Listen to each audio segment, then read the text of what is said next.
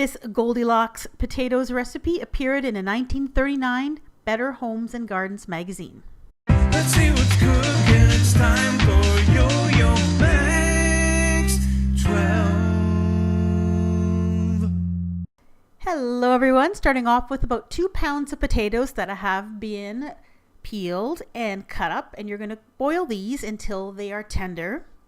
Drain the water, add a little bit of milk. Now what I like to do is to mash them with the potato masher first and then blend them with an electric mixer just so that they're nice and creamy and fluffy. Then I added about 2 tablespoons of butter, half a teaspoon of salt, a few grinds of pepper, blended that again, and then you can add in what you want. I added in 6 slices of bacon that were fried until crispy and then crumbled up, and I stirred that in. Now you put your potatoes into something. Now you can put them in an 8 by 10 inch baking dish. If you'd like, you can put them in individual ramekins and serve them as individual portions. The recipe suggests you use 10-ounce ramekins. I didn't have any that size. I did, however, have these kind of retro 60s style soup bowls that I found at a thrift store a few years ago. These hold 10 ounces, so I used 4 of them.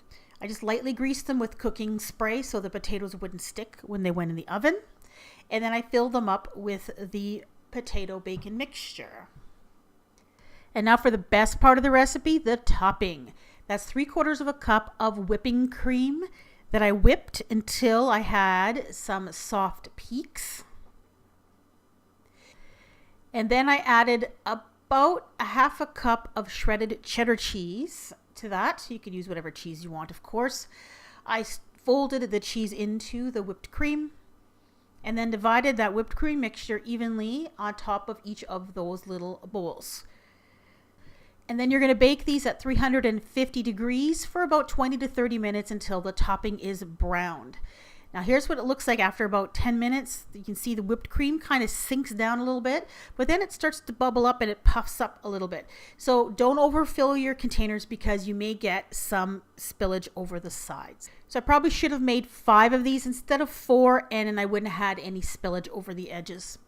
Here is one just out of the oven. The topping does not get crispy. It stays quite creamy under that browned layer. And when you scoop in to get your mashed potatoes, you got your fluffy mashed potato underneath, and then you get this oozy, creamy, delicious topping that just kind of flows in. It is just amazing. I don't know why these are called Goldilocks potatoes. I couldn't find any explanation in the magazine, nor could I find one on the net when I looked around. It could be that they're called Goldilocks potatoes because they are just right. They are just right. They're very, very good.